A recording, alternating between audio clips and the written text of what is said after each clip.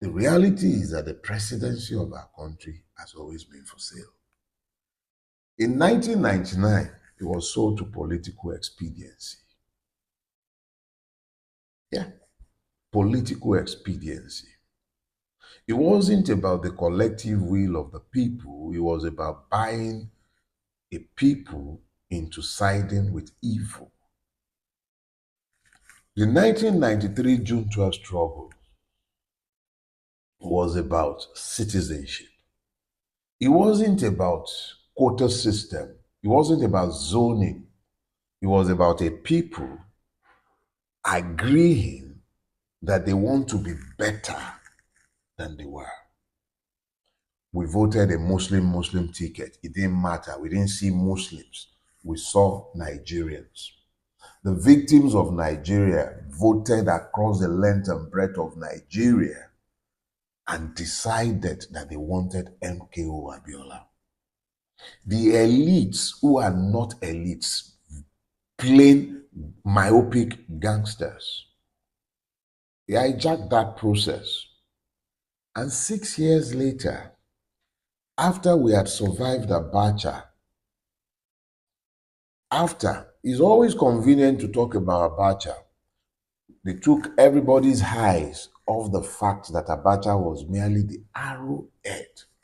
He had a support structure of murderers, support structure of enablers, support structure of fixers, support structures of all manner of support, both within the religious and traditional institution, not to speak to the political institution. We forgot all about that. 6 years later, almost to the day, Abacha was gone. It wasn't about validating the will of the people that had been thwarted in 1993. It was about settling the bias that had crystallized during the years of struggling for the actualization of June 12. Abiola was murdered, conveniently so. The presidency was for sale. The prize was the blood of Abiola and many others, those who died believing that they were going to actualize the rise of citizenship that 1993 had promised. It was sold for political expediency. AD did not qualify to be registered. It was registered, compromise. What was given in 1999 was taken by 2003. Obasanjo tsunami. Obasanjo got the presidency in 1999 because Nigeria was sold. It was sold by compromise. 2003, Obasanjo got re-elected because, again, Nigeria was sold. To fulfill his own second-term ambition, he sold Nigeria on multiple levels. Need I remind you that political Sharia, quote and unquote, as enunciated by Obasanjo, was tolerated because in the lead up to the 2003 election, the northern political establishment, not wanting itself to be rolled over by Obasanjo, embraced political Islam disguised as Sharia law, which required the license of extremist clerics of all sorts. Because without them believing that the Sharia was real, they wouldn't have supported the political establishment of northern Nigeria against Obasanjo as happened in 2003 election. Without Sharia, political or not, Obasanjo would have wiped out the APP, which are the bulk of the northern governors. But this became the bulwark against Obasanjo's rampage in 2003. 2003 election purchased Boko Haram for you. 2003 election purchased all the Isba forces you're seeing in northern Nigeria for you. That was the price for Obasanjo's re-election. The tsunami in southern Nigeria, particularly in Yoruba land, was purchased at the price of that election. Chief Bola Ige's death was linked to that election. The reality of the matter is everything in Nigeria is for sale. Everything is for sale.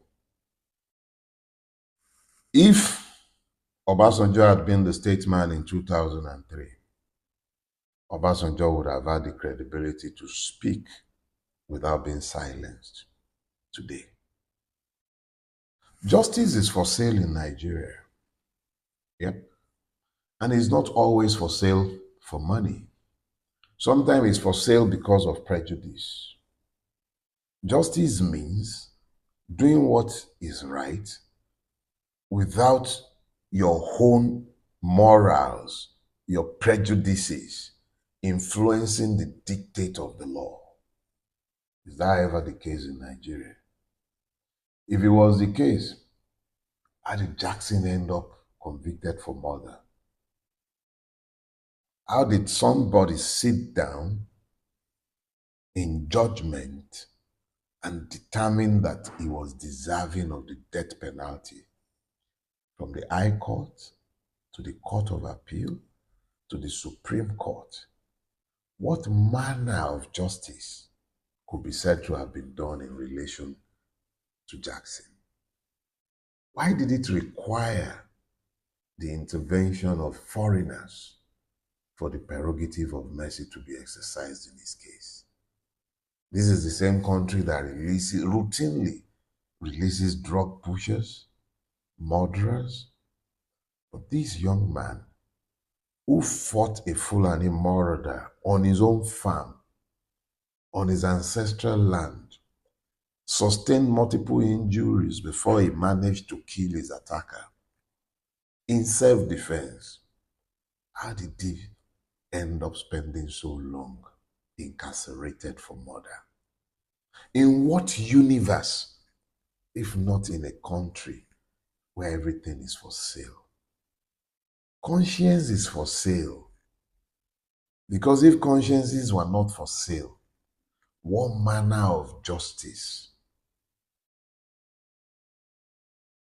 would that be called? I have been the recipient of evil disguised as justice in this country. I've been behind bars. My cell, there were 11 of us. I'm not sure that cell should have up to 2 persons if there were justice to be found in Nigeria. I spoke with several prisoners in my time in prison. I'm sure some of them will fib. I'm certain of that.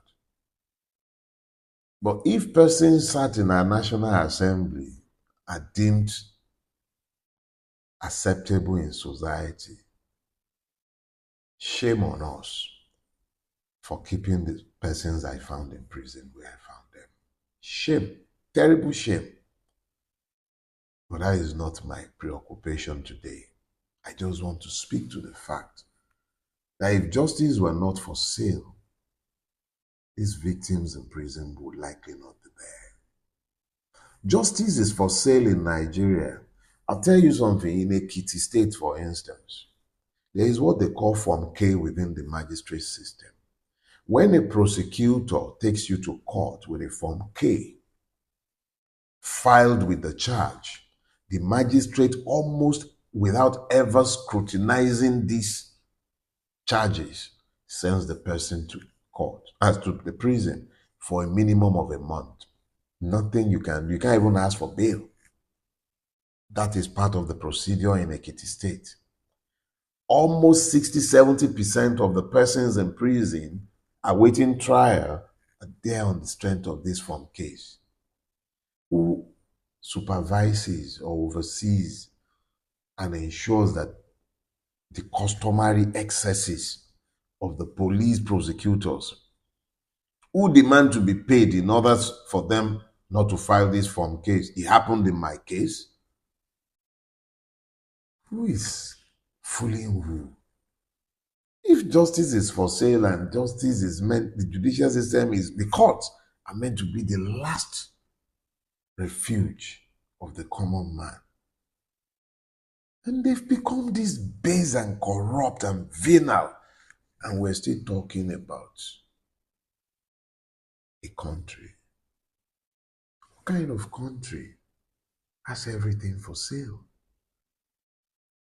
Sex is the oldest industry in the world. Yeah. How do you explain a country where sexual favors are traded for marks in schools? Everything is for sale. At work, sexual favors are traded routinely. Drugs are for sale. Everywhere you turn, whatever variety you're looking for. Everywhere. Offices are sold. From the point of recruitment to the point of promotion. Offices are sold. Ranks are sold. In the Nigerian police, you can buy your next rank. I have heard this said routinely, even by policemen.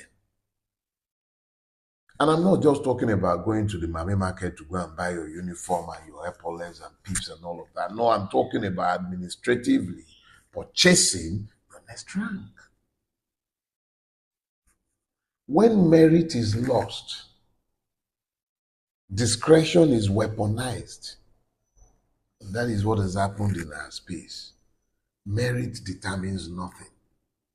It's always about discretion. If Bulaba was not stopped, his ADC, ADCAM, would have become a brigadier already without any of the qualifying exams. Everything is for sale. If the army were to be some other institution like the police that has already been bastardized, Yele is always talking about the multiple unmerited promotions that have been made in the Nigerian police. He gets brutalized for it. But has anybody refuted the truth of what he said? Everything is for sale. Obaship for sale. Everything is for sale. Everything. Everything is for sale. Everything is for sale. That is the society that we have built. Oh yeah, miracles are for sale. Oh yeah, miracles are for sale. You could buy anointing oil.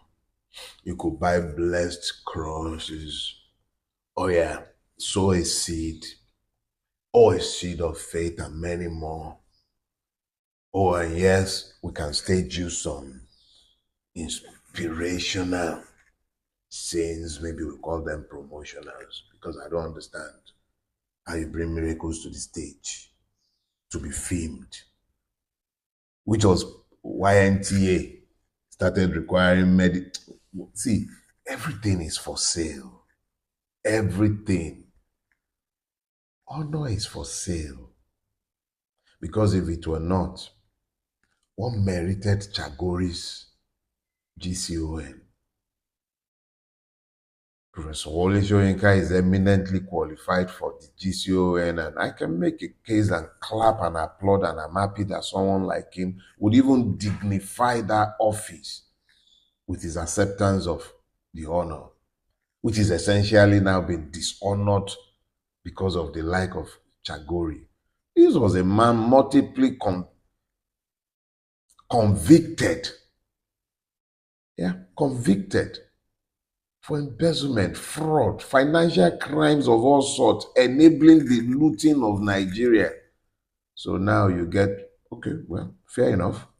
Given the fact that every vice president of Nigeria is a GCON and I can't think of a single saint amongst them, Chagori is in good company. But that is the country that we have built.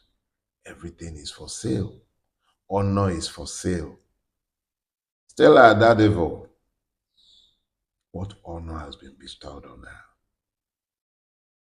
Humphrey Nwosu, what honor bestowed on him? Chief Ayo Adebanjo, one of the reasons that we have this thing we call a democracy today. What honor, what national honor was ever extended to him? Or a Chagori, a thief? That is the country that we have built. Everything is for sale. Consciences are for sale. What was wrong yesterday is permissible today. Men have lost their tongue. Their tongues have cleaved to the roofs of their mouths. And now they don't talk. Old age, table manners. The truth has become subjective because everything is for sale.